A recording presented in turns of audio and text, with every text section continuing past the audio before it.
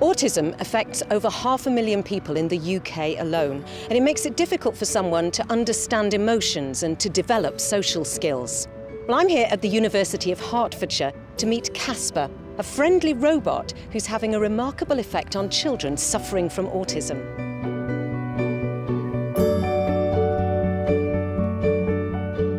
KASPAR was built in 2005 by a small design team and an engineering student. It was meant to be used only in a very small scale study for a few weeks. Once we had the robot, we took it out to schools where we work with children with autism. Hello, I am KASPAR. Let's play together. Well, hello, KASPAR. It's good to meet you. Though I have to say, Ben, he doesn't look as friendly as I was expecting. Why does he look like this? It looks strange to you and me, but it's purposefully like this because we simplified all the features because the aim is for children with autism, and for them they feel comfortable where there's less features on the face and minimal expression.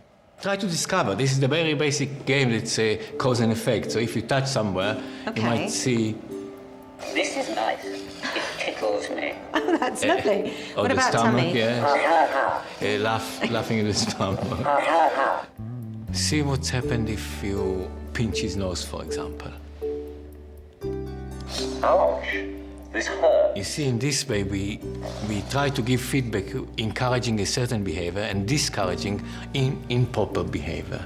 We found that the children respond to the robot in a very surprising way. I mean, I was personally, and as a scientist, I'm not often surprised. They were first of all instantaneously interested. So all of them went for the robot, wanted to touch the robot, explore the robot.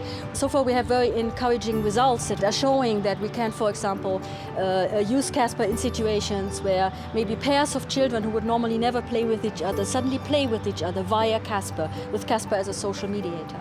Well, I've met up with two children who've been working with KASPAR and their families. So here's Ronnie and Eden. Hello. Have you seen any change in Ronnie's behaviour?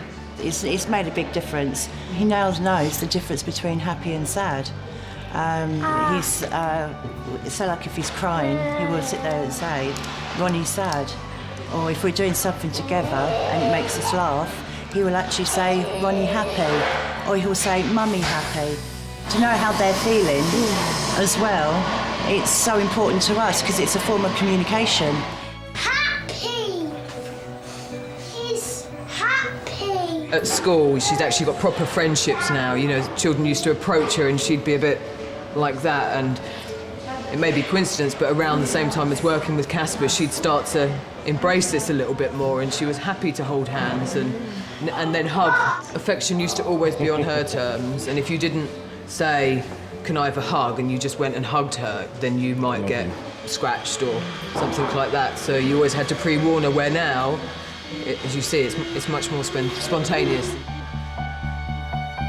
Unfortunately, there are only 3 KASPARs in existence at the moment. But the University of Hertfordshire is looking to raise funds to make 30 more and to do more in-depth research, working with many more children all across the UK. I'm passionate about the KASPAR project. As well as being a science and technology broadcaster, I'm a former electronics student at this university, and I did my teacher training here. But my reasons to support this project go way beyond the personal. KASPAR was recently highlighted in a list of research going on in UK universities that can have a major impact on people's lives. So please join me and support the campaign to continue this research into the impact of KASPAR for children living with autism.